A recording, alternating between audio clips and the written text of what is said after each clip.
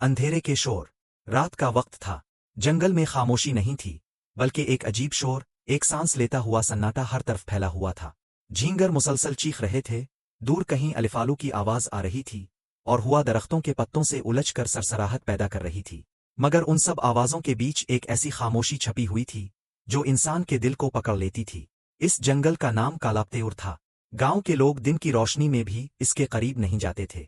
कहा जाता था कि जो एक बार अंदर गया वो वापस नहीं आया।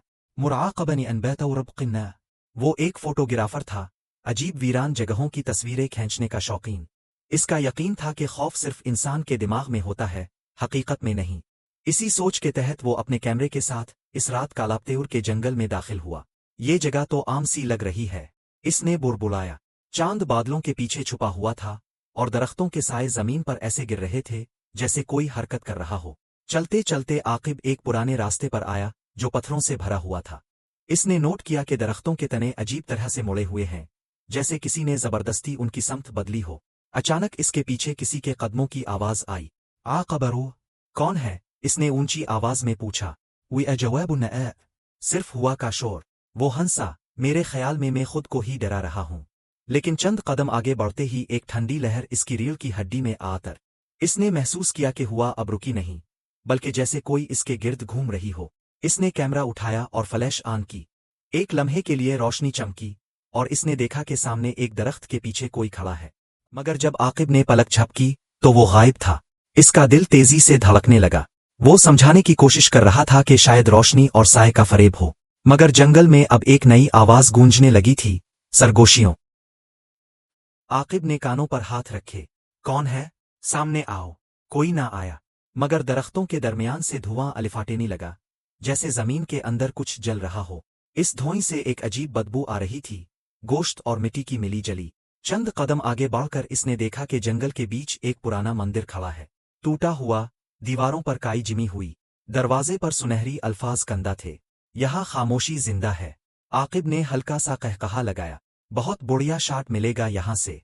इसने कैमरा ऑन किया और मंदिर के दरवाजे की तस्वीर ली।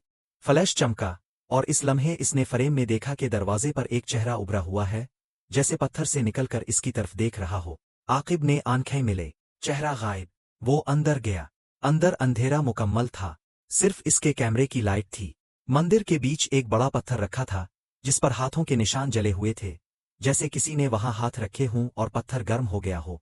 इसने हाथ आगे बढ़ाया, मगर जूं ही उंगलियां पत्थर के करीब आई, कैमरा खुद बखुद बंद हो गया। अब सिर्फ अंधेरा था। फिर वही आवाज। आकिब ने घबरा कर कैमरा दोबारा ऑन किया। लाइट चमकी, और सामने वही साया खड़ा था, मगर अब वो करीब था। इसकी आंखें सुर्ख थीं, चेहरा धुंधला, जैसे धुआं और गोश्त से बना हो। तो आया है, साया बोला। हम इंतजार कर रहे थे। आकिब पीछे हटा। तुम कौन हो? साया आगे बढ़ा। हम वो हैं जिन्हें खामोशी ने निगल लिया। अब तुम भी इसका हिस्सा बनोगे। आकिब भागने लगा, दरवाजे की तरफ दौड़ा, मगर मंदिर का दरवाजा अब बंद था, जैसे कभी था ही नहीं। दीवारें इसके गिर्द सिमटने लगे। इसने जोर से चीखा, मगर आवाज वापस इसके कानों में गूंजी। 2 गिनी, 3 गिनी, 10 गन्ना बढ़कर। साया सरगोशी कर रहा था। ये जंगल शोर से नफरत करता है। आकिब का सांस तेज था। इसने कैमरा उठाया और दीवार पर रोशनी डाली। वहां कुछ लिखा था। जो बोलेगा वो गुम हो जाएगा। इसने मुंह बंद किया, मगर दिल की धड़कन अब भी शोर कर रही थी। फिर अचानक मंदिर की जमीन हिलने लगी। नीचे से आवाजें आने लगे, जैसे लोग रेंग रहे हों।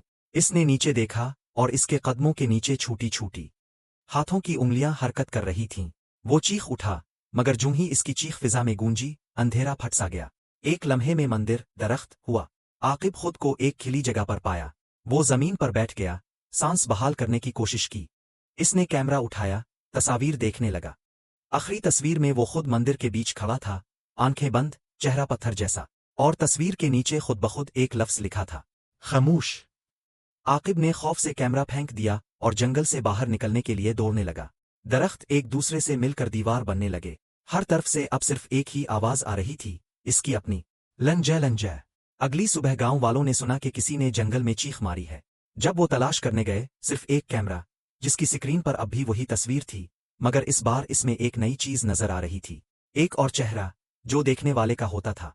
कहते हैं आज भी जब कोई कालापतेउर के जंगल के करीब जाता है, تو ہوا میں سرگوشی سنائی دیتی ہے، ایوز مت تنلو، اور اگر کوئی پھر بھی بول دے تو اگلی صبح اس کی آواز جنگل کے شور میں شامل ہو جاتی ہے۔ اختتام، یہ کہانی مکمل طور پر تخیلاتی ہے، ایک کلاسک اردو جنگل ہارر طرز میں، جس میں فضا، سنسنی اور پراسرار عناصر قدرتی انداز میں ملے ہوئے ہیں۔